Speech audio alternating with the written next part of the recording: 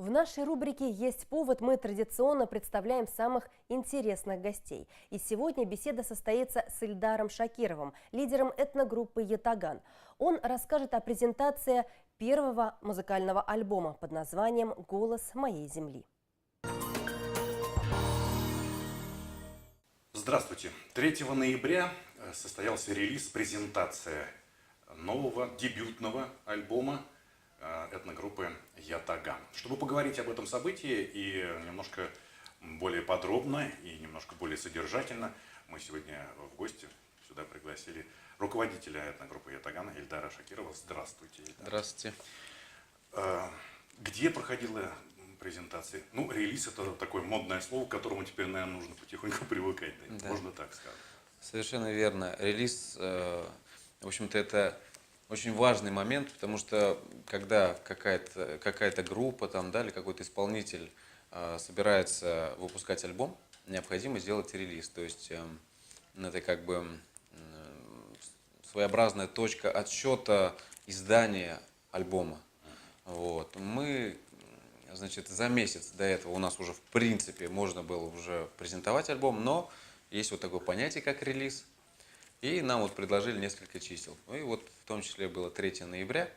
Мы решили как бы уже начало, в общем-то, зимнего периода, да, издать именно, значит, в ноябре. Состоялось это в информационном агентстве Башинформ. И ну, там именно как бы как пресс-релиз был, да, то есть вот. А вообще сам релиз проходил, значит, в 150 музыкальных интернет-магазинах мира. То есть именно в интернете.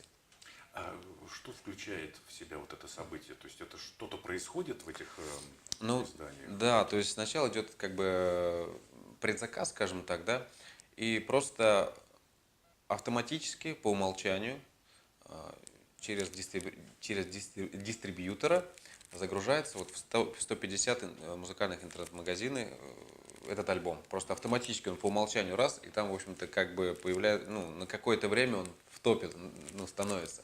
То есть он занимает первые На позиции. него специально обращают внимание. Да. То, что вот вышел альбом, релиз, все.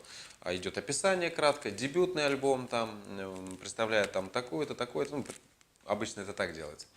И уже меломаны, слушатели, они те, которые постоянно мониторят, например, Google Play там, или iTunes, они смотрят, просматривают, ага, вот релиз, все, только что вышел, значит, надо там послушать, например. Вот есть те, которые вот реально заморачиваются, которые скачивают. Ну, вообще в сегодняшнее время, век высоких технологий, альбомы вообще очень, это, как сказать, лента обновляется регулярно.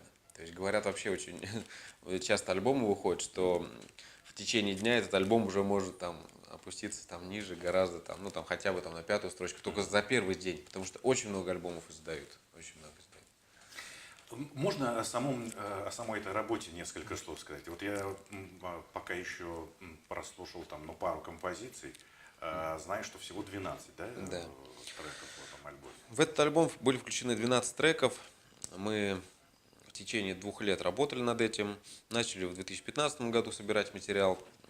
Сюда вошли в основном народные мелодии, башкирские, да, 9 композиций и 3 авторские, где 2 из них на музыку Ильдара Шакирова, то есть меня, и Урал Дельбаева одна.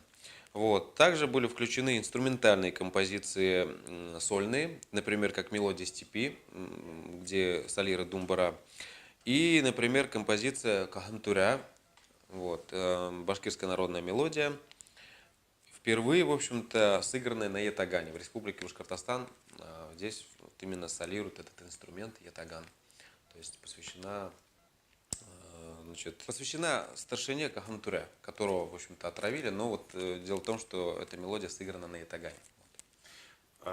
Ятаган вообще у вас только в группе используется вот в полный рост, что можно назвать? Ну да, мы его стараемся применять, то есть начали мы это дело в 2013 году, вот, и когда вот появилась этногруппа Ятаган, в общем-то, она появилась с названием именно в честь этого инструмента, чтобы в том числе его пропагандировать, чтобы в том числе рассказывать людям, что есть такой инструмент.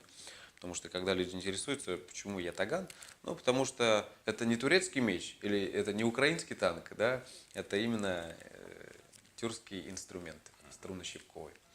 Вот, и что хотел бы еще добавить, заглавная композиция называется «Голос моей земли». Мы долго... Так же, как и весь альбом. Да. То есть это назвали альбом именно так, потому что, в общем-то, он выражает, наверное, вот эту частичку нашей башкирской земли, и поэтому хотели бы, чтобы об этом альбоме услышали во всем мире. И это авторская моя мелодия, вот, и она стала как бы, несмотря на то, что она заключительная в трек-листе, она стала заглавной композицией. Вот. Также хотел бы добавить то, что здесь, в общем-то, над этим альбомом помогали нам работать. Это дизайнер Арслан Бигбаев, он прекрасный логотип нам разработал, да, который сегодня очень узнаваемый. Значит, обложку и вообще оформление диска. Вот. И всю, значит, техническую часть по записи, по мастерингу, по сведению, значит, потом по выравниванию, там, иногда и по монтажу в том числе проводил Михаил Кузьмичев. Еще есть прекрасный вот такой музыкант, который у нас тоже именно акустический состав записывал, Азат Амирханов. Вот, вдвоем они проводили эту работу. Вот. И, в общем-то, я считаю, альбом получился достаточно удачным, потому что по звуковому именно качеству он на очень высоком уровне, ну, на мой взгляд. То есть, и вот когда даешь послушать, ребята говорят, реально звук. То есть у нас есть теперь свой звук. Несмотря на то, что у нас акустические инструменты, все звучит достаточно плотно, жирно, вкусно, вот так. Вот подтверждаю ваши слова, потому что я смог послушать уже пару композиций. Действительно, запись великолепная.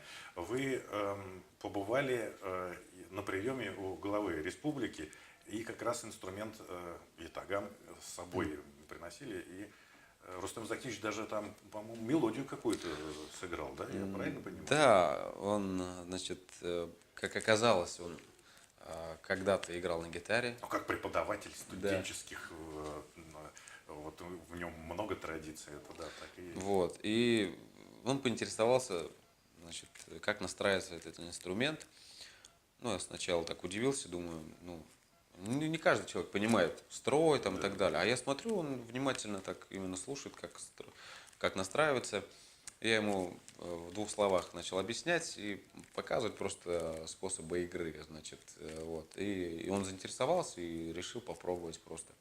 И буквально вот за 4 минуты у него уже что-то стало действительно получаться. Я так вообще удивился, мне так, ну, мне приятно стало, что как бы, ну, есть реально конкретный потенциал, если вот так по-честному. Вот, и вот таким образом за 4 минуты он что-то даже попытался сыграть. Я думаю, что если бы позанимался в течение дня, он бы уже играл бы и репертуар какой-нибудь. Ну, глядишь, может быть, к вам Да. главы других республик постепенно будут записываться на мастер-классы. Знаете, еще хотел, Эльдар, что спросить у вас. Вот есть определенная такая вот четкая градация у вашего альбома, отличающая от всех других. Он по всем, скажем так, канонам авторского права издан. Правильно я понимаю? Да, совершенно верно. То есть для начала хотел бы добавить то, что мы этот альбом хотели издавать еще в конце 2016 года. Потом перенесли вроде бы на весну 2017 года. И вот все вот шло само собой. Мы его откладывали. Потом, значит, мы пробно сами печатали диски для того, чтобы на фестивале возить. И понимали, что это все не то. То есть должно быть официальное издательство. И тут вот как-то само собой так вот вышло, что в сентябре Марат Татурос Файзулин, значит, пишет пост о том, что решил поддержать башкирский язык, башкирскую культуру и, значит, открывает первое башкирское музыкальное интернет-издательство Афарин Рекордс. Я говорю, ну это же надо так удивительно. Вот мы откладывали, да, и вот он тут же появился. Я задумывался о том, чтобы этот альбом официально сдавать на каких-то лейблах. Даже более того, мы с ним разговаривали. Летом мы встречались на форуме по этнокультуре, по этномузыке, который проходил в Ектыкуле, в санатории. Вот. Общался с ним, как издать альбом. И вот он наконец-то сам созрел, чтобы создать этот лейбл Афарин Records. И я сразу к нему обратился, я говорю, у нас материал есть, мы готовы издать. Узнал условия его, и вот таким образом мы заключили договор, соглашение. Вот, и вот именно он занялся этим процессом, именно он распространяет этот инструмент, этот альбом. И вчера я буквально проверял в iTunes, наш альбом уже издан, и уже его приобретают. То есть я в данный момент пока не слежу, сколько берут, но судя по комментариям, мне присылают, пишут, что мы приобрели альбом, наслаждаемся музыкой. То есть это было очень приятно. Подтвержу ваши слова. Сегодня ради интереса заглянул в Google и набрал Ятаган. Третья, по-моему, строчка Ятаган «Купить альбом». Так что люди действительно уже обратили внимание. Ну что, я хочу вам, Ильдар, вам и вашему коллективу пожелать успехов, потому что надеюсь, что вот этот первый шаг, эта дебютная работа, она откроет какие-то новые горизонты и новые возможности для вашего творчества, для вас, наверное, для музыканта, как для любого артиста, самое важное – это возможность развиваться и свое творчество обогащать. Наверное, на фестивале будут какие-то поездки, что-то, какие-то планы уже есть. Пусть все сбудется в самом лучшем виде. Спасибо. И я хотел бы от себя добавить, что для меня вообще большая честь подарить вам, телеканалу «Россия», наш дебютный альбом. Пускай он будет у вас, значит, в плейлисте. Дарим от всей души с удовольствием. Спасибо большое, Ильдар. Но я думаю, что мы на канале «Россия. Культура» безусловно найдем, я думаю, хорошее, лучшее применение для музыки, которая написана вами и записана здесь, на этом альбоме. Спасибо.